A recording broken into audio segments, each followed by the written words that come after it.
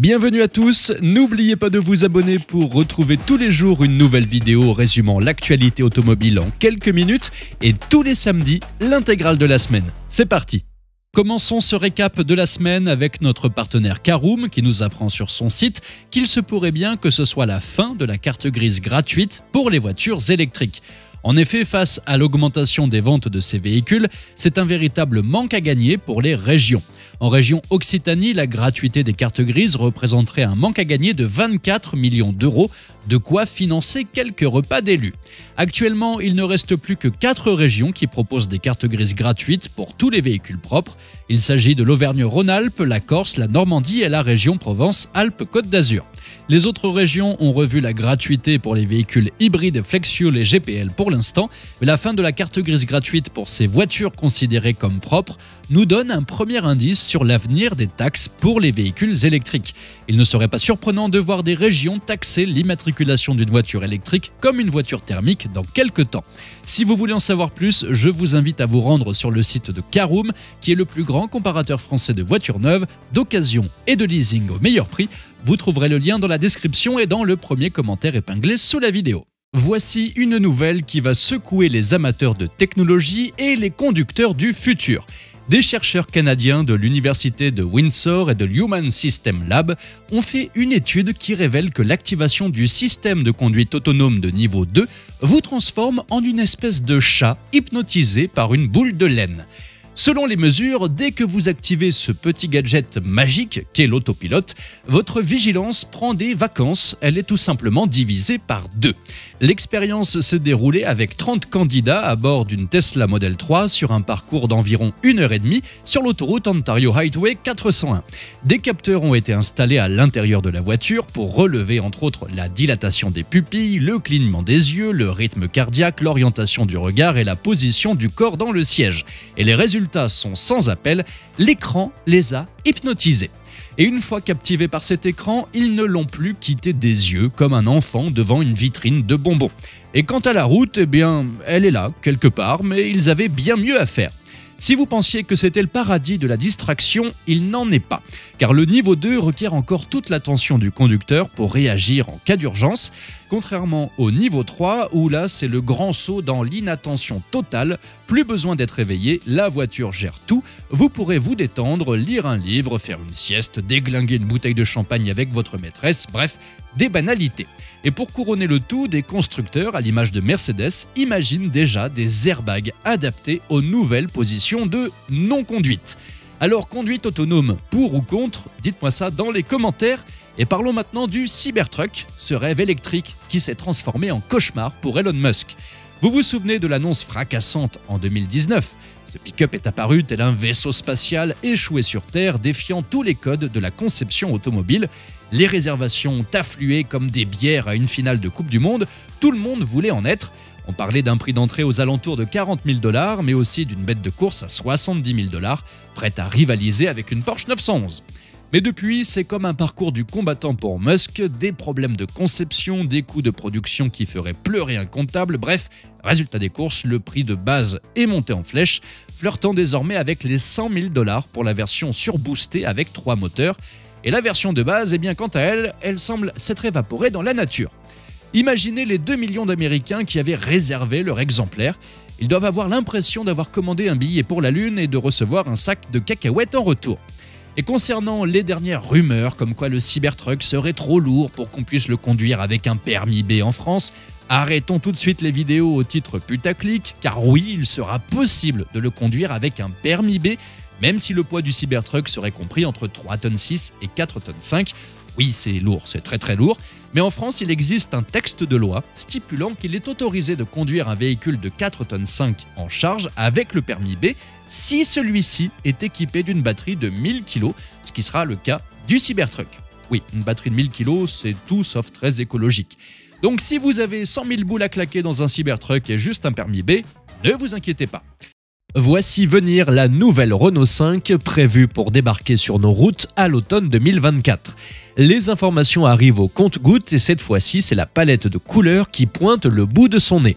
Une palette qui ne manque pas de punch. Arnaud Belloni, le maestro du marketing chez Renault, a levé le voile sur ces teintes envoûtantes via des posts sur les réseaux et via des miniatures vendues en ligne.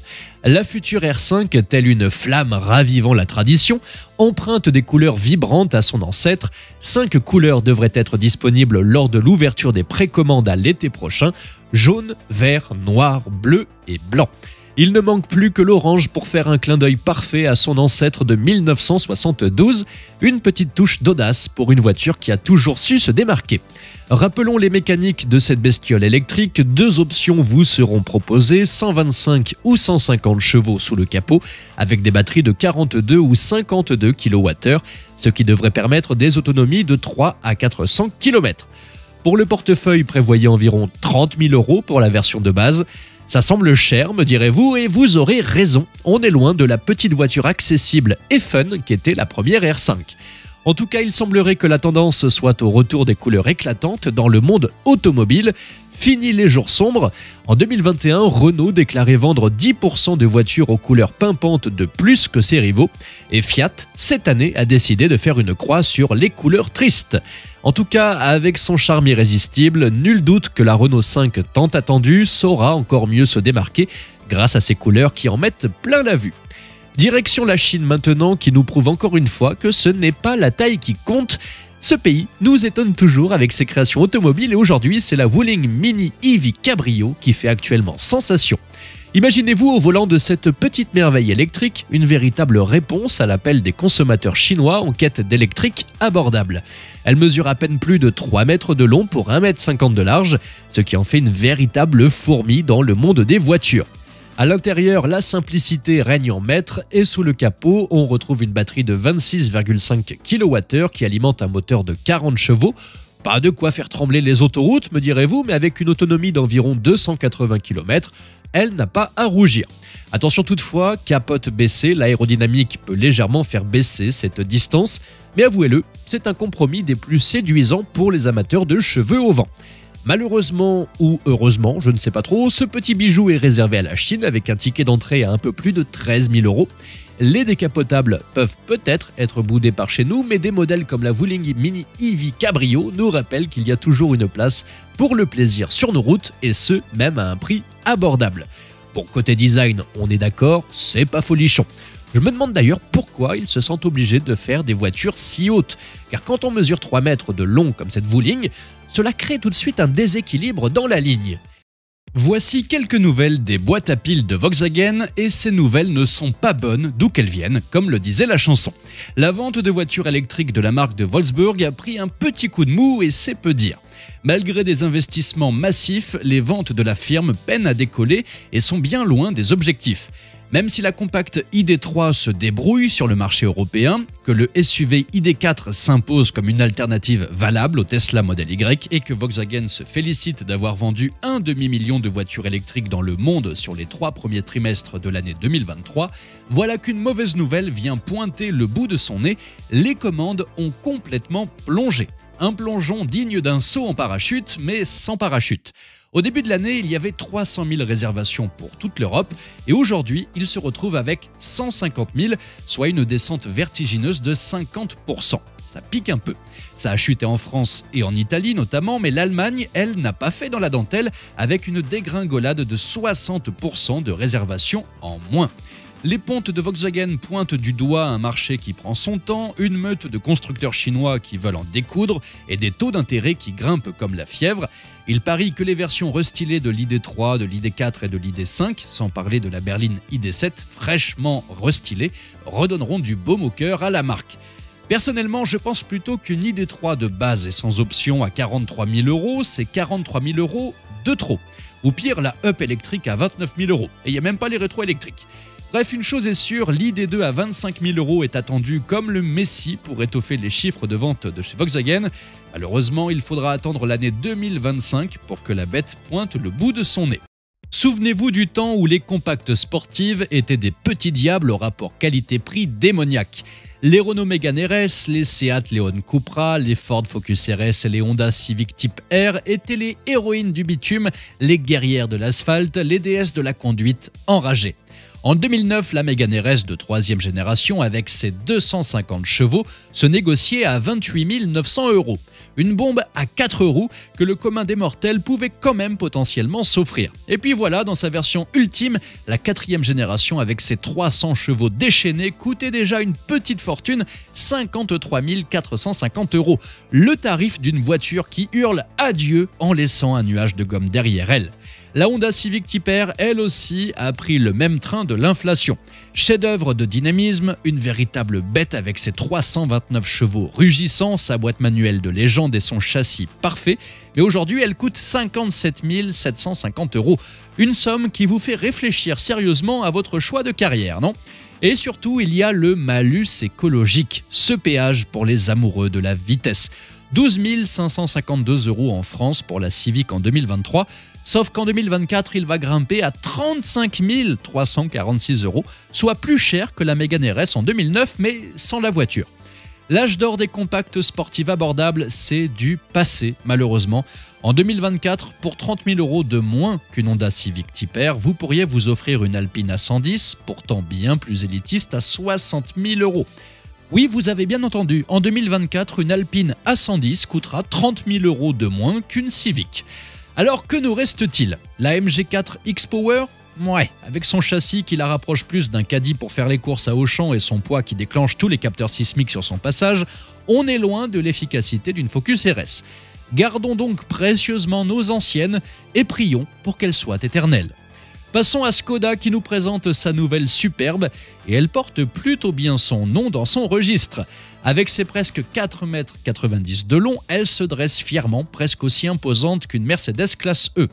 Mais là où cette 4e génération de Superbe fait clairement des pas de géant, c'est à l'intérieur. La planche de bord offre des qualités de finition qui se la jouent Volkswagen haut de gamme, voire même marque premium allemande. On y trouve également 3 commandes rotatives en bas de la console centrale pour gérer la clim, les sièges chauffants ou encore les modes de conduite. La tablette tactile centrale se contente d'un respectable 12,9 pouces et c'est bien largement suffisant. Passons à l'habitabilité avec des places arrière spacieuses, un coffre qui avale 645 litres en berline. Et si vous optez pour le break, il est capable d'accueillir 920 bouteilles de pinard. Faites le calcul, ça nous fait un sacré stock de sang des vignes. En ce qui concerne les moteurs, on trouve un bloc essence TSI boosté par une hybridation légère 48 volts et 150 chevaux. Et si vous préférez le diesel, un TDI de 150 chevaux est aussi au programme. Le break, lui, en rajoute une couche avec un diesel de 193 chevaux et même une version hybride rechargeable de 204 chevaux équipée de batterie de 19,7 kWh qui vous laisse rouler en 100% électrique sur 100 km. On attend encore le tarif de cette Skoda Superbe, mais si on se fie à la version actuelle qui démarre à 41 490 € avec 150 chevaux sous le capot, préparez-vous donc à sortir le chéquier. La Superbe ne fait plus dans la dentelle en termes de prix. Fini le temps où elle était plus accessible que la Passat. Désormais, elle joue dans la même cour que les voitures du peuple, enfin, le peuple riche. Et vous, qu'en pensez-vous? Comment se faire plaisir aujourd'hui avec une petite sportive abordable? Quel modèle avez-vous en tête? Et que pensez-vous de cette nouvelle Superbe? Dites-moi ça dans les commentaires. Merci à tous d'avoir suivi cette nouvelle vidéo. N'hésitez pas à vous abonner, à activer la cloche des notifications pour être sûr de ne rien louper, liker, partager et vous pouvez également venir nous rejoindre sur notre compte TikTok. Ciao!